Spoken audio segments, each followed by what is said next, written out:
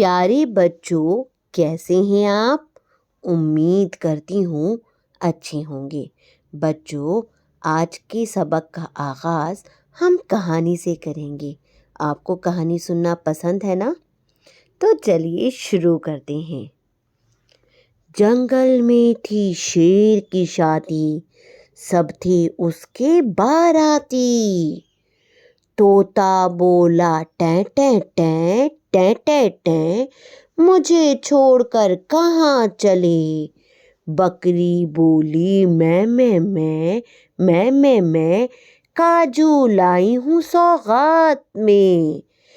بھیں بھیں کرتا بھیڑ آیا، ساتھ میں 4 بچے لایا۔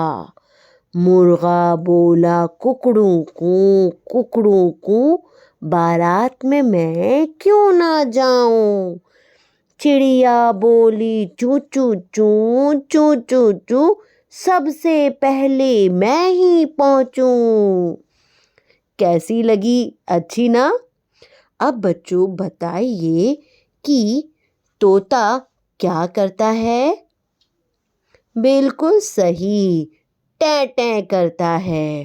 اور بکری کیا کرتی ہے؟ میں کرتی ہے۔ بالکل صحیح بتایا۔ اور چڑیا کیا کرتی ہے؟ صحیح، چوں چوں کرتی ہے۔ بچوں، کیا آپ مجھے چڑیا کی آواز لکھ کر دکھا سکتے ہیں؟ بچوں، آپ نے کافی حد تک صحیح لکھا ہے، پر کچھ بھول گئے اس میں۔ پتہ ہے کیا؟ یہ جو نون جیسی شکل کا ہے پر نون نہیں، آپ جانتے ہیں کہ اسے کیا کہتے ہیں؟ نہیں تو کوئی بات نہیں، آج ہم اسی کے بارے میں پڑھیں گے۔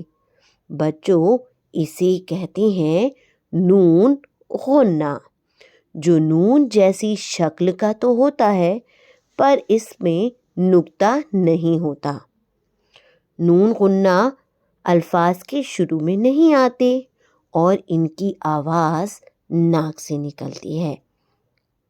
بچوں، اگر نون غنہ درمیان میں آتا ہے تو وہ الٹے جزم کے ساتھ آتا ہے اور نقطہ بھی لگتا ہے، جیسے آنت، دانت، آنکھ۔ بچوں، ہم نے دیکھا کہ ان الفاظ میں نون غنہ کی آواز ناک میں آئی ہے اور نقطے کے ساتھ اور الٹے جزم کے ساتھ آیا ہے۔ اگر نون غنہ لفظ کے آخر میں آتا ہے تو بغیر نقطے کے آتا ہے، جیسے کہاں، وہاں، جہاں۔ بچوں، اب ہم کچھ اور الفاظ پڑھیں گے، جیسے آنکھ، آندھی، اونٹ، انگوٹھی، جنگل، چاند۔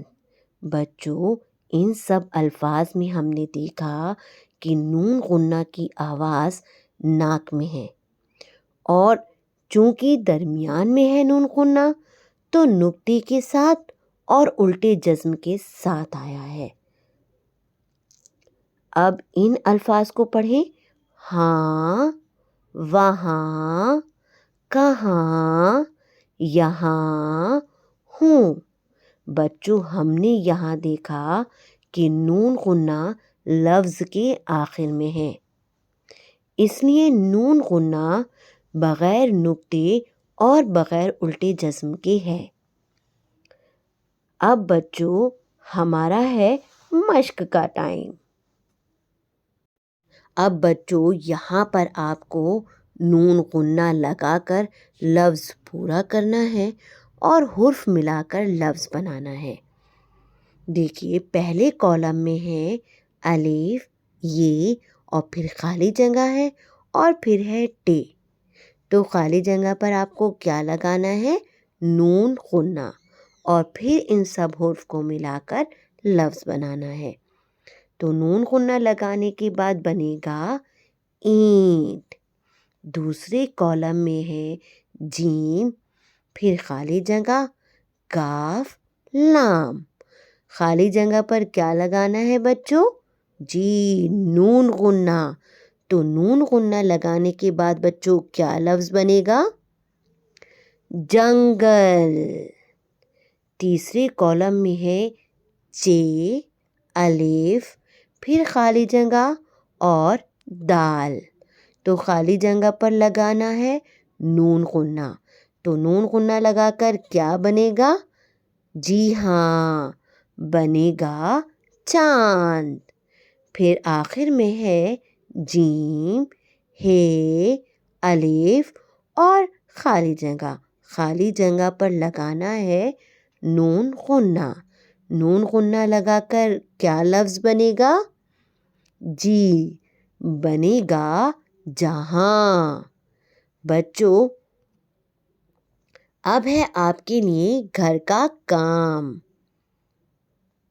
سب سے پہلے ان سب الفاظ کی آپ کو خوشخط کرنی ہے، اور خوشخط کرنے کے بعد آپ کو دی گئی تصویروں میں رنگ بھرنا ہے۔ بچوں امید کرتی ہوں آپ کو بہت اچھے سے سمجھ آیا ہوگا۔ اب ہم پھر ملیں گے نئے سبق اور نئے جوش کے ساتھ۔